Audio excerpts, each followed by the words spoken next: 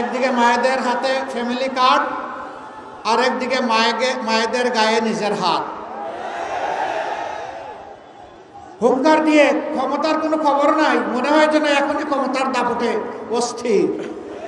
হুঙ্কার দিয়ে কেউ কেউ বলছেন পর্দানসীন কোনো মেয়ে যদি বুট চাইতে কোথাও ক্যাম্পেইন করতে আসে তার কাপড় খুলে দেওয়া। লজ্জা! এগুলা কুলাঙ্গার। এগুলা কি কোনো মায়ের গর্ভ থেকে জন্ম নেয় নাই? যদি জন্ম নিয়ে থাকে তাহলে কেমনে বলে একজন মায়ের গা থেকে টান দিয়ে কাপড় খুলে দিবা?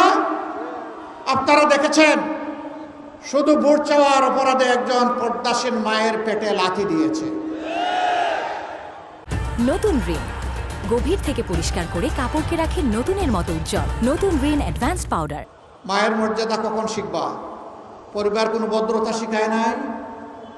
সবাই তো একজন মায়ের পেট থেকে দুনিয়া এসেছি। আমি তাদের প্রতি অনুরোধ করব, আগে নিজের মাকে সম্মান করতে শেখো, নিজের বোনকে সম্মান করতে শিখো, নিজের প্রিয়তমা স্ত্রীকে সম্মান করতে শিখো, নিজের মেয়েকে সম্মান করতে শিখো। তাহলে বাংলাদেশের 9 কোটি মাকে তোমরা সম্মান করতে পারবা। মনে রাখবা, জুলাইয়ের আন্দোলন এমনি এমনি সফল হয় নাই। 15 জুলাই যখন ঢাকা বিশ্ববিদ্যালয়ে আমাদের কলিজার টুকরা মেয়েদের গায়ে হাত দেওয়া হয়েছিল, সেদিনই বাংলাদেশ জ্বলে উঠেছিল। মায়ের সন্তানেরা সব সহ্য করতে পারে, কিন্তু মায়ের অপমান বরদাস্ত করতে পারবে না। এরপরে আমরা কি দেখলাম? চূড়ান্ত মুহূর্তে 4 তারিখ অনেক মা সরাসরি রাস্তায় নেমে এসেছেন, পানি আর খাবার দেওয়ার জন্য নয়, সরাসরি প্রতিবাদ এবং লড়াই করার জন্য। একজন মা এই উত্তরার রাজপথে 10 মাসের সন্তান কুলে নিয়ে চলে এসেছেন। আমার সাংবাদিক বন্ধুটি প্রশ্ন করেছে, মা আপনি সাংঘাতিক কাজ করলেন। তিনি বললেন, আমি কি করলাম? ওই যে অবুজ শিশু বুকে নিয়ে আপনি এখানে এসেছেন কেন? মুহুর্মুহু গুলি, একের পর এক লাশ পড়ছে, আপনি কেন এখানে এসেছেন? তিনি বললেন, আমি কি জন্য এসেছি জানতে চান? আমি এসেছি শহীদ হওয়ার জন্য। সন্তান আমার একটা নয়। আজকে বাংলাদেশের প্রত্যেকটি রাজপথে যতটা তরুণ তরুণী নেমেছে সবগুলো আমার সন্তান।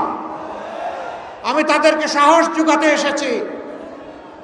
আমি জোগাতে এসেছি যে মারা কাপুরুষ নয়, তারা ভয় পায় না। তোমরা লড়ে যাও, অন্যায়ের সামনে মাথা নত করবে না।